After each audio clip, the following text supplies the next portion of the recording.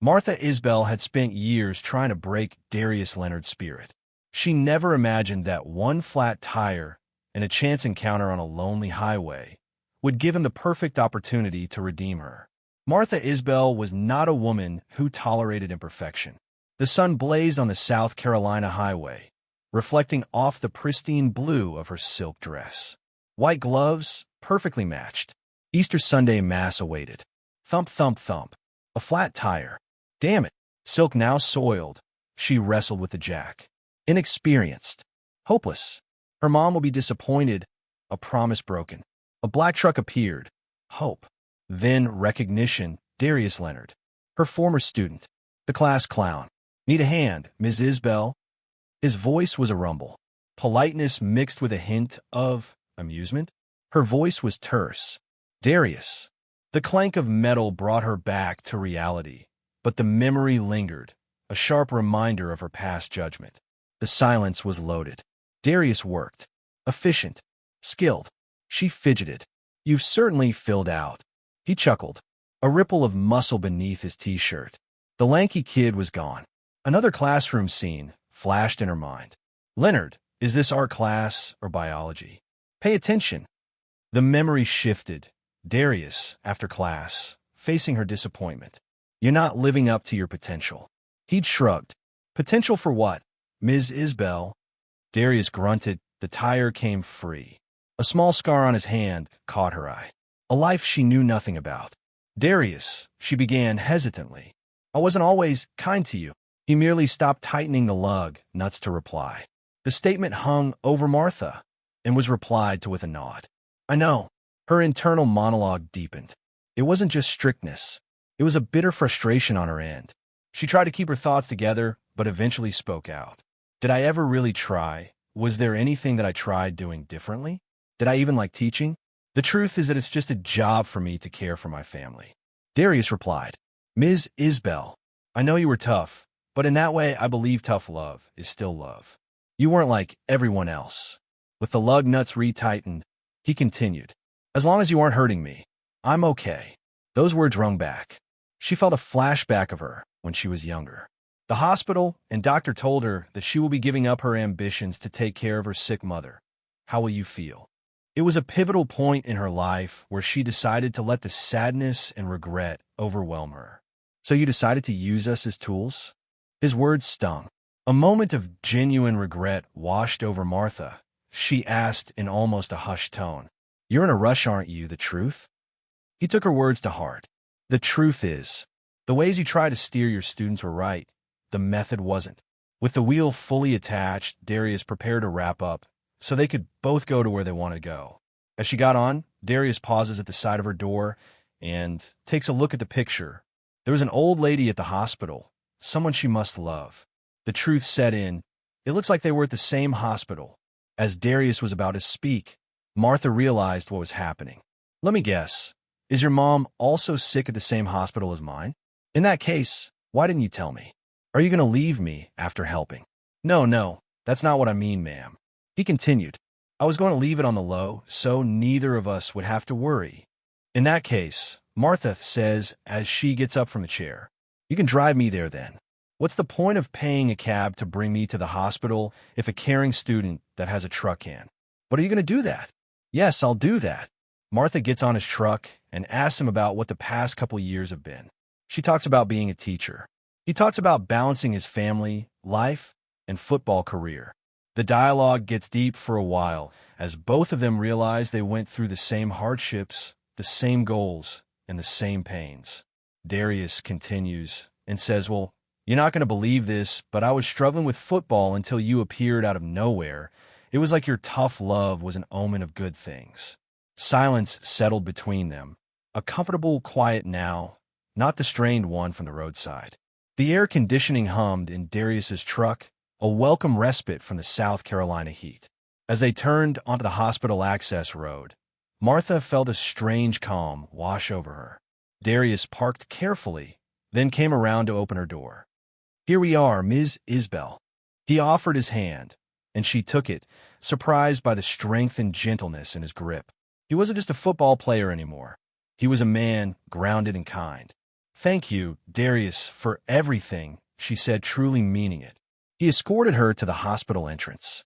The automated doors whooshed open, revealing the sterile, brightly lit lobby, a stark contrast to the vibrant world outside.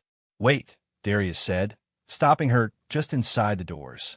"I'm going to see my mom, too. Well, she's not doing great." His voice was softer now, vulnerable.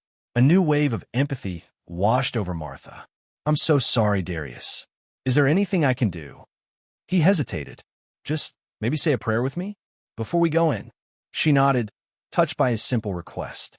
They stood silently for a moment, heads bowed, each lost in their own thoughts and prayers. It was a surreal moment. The strict high school teacher and the NFL linebacker, united by shared fear and hope in the cold, clinical setting of a hospital.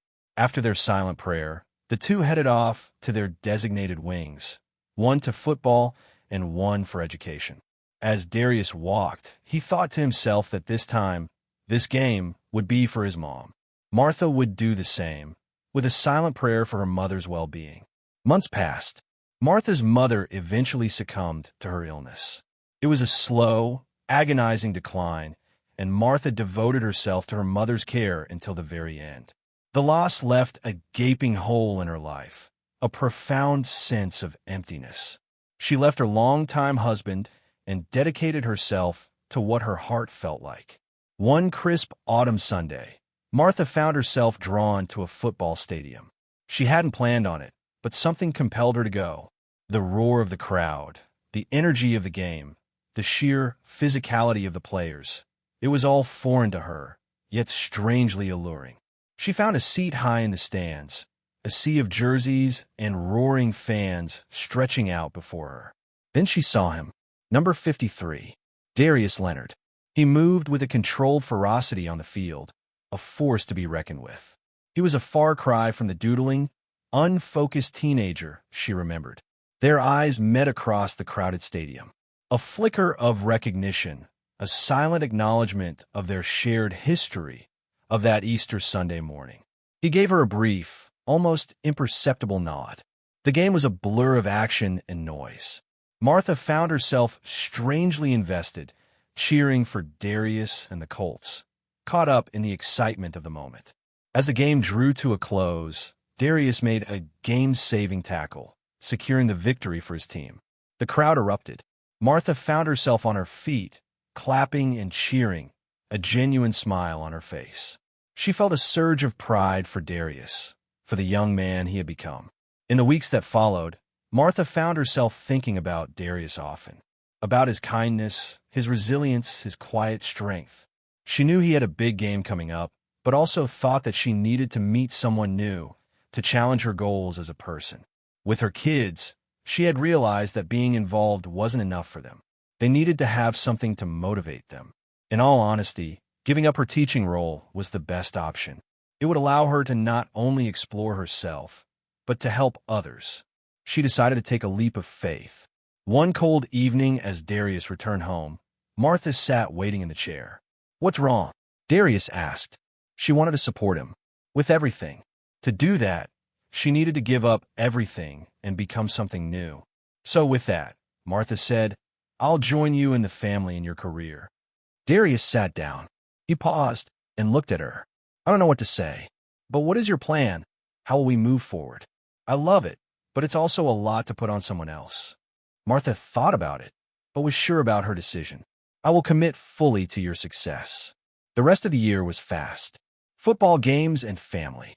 It was a tough transition to handle, but with his family alongside Martha, they were able to move into the new year. With new motivation, new goals, and the same amount of passion, Darius had her back. The linebacker's redemption illustrates the importance of seeing beyond first impressions and preconceived notions. We often judge others based on limited interactions or past experiences, failing to recognize their potential for growth and change. By opening our hearts to understanding and compassion, we could discover hidden strengths and build meaningful connections, even with those we once perceived as adversaries. Forgiveness, both of others and ourselves, is a crucial step in moving forward and creating a more empathetic world. This story champions the power of unexpected kindness and the transformative potential of human connection.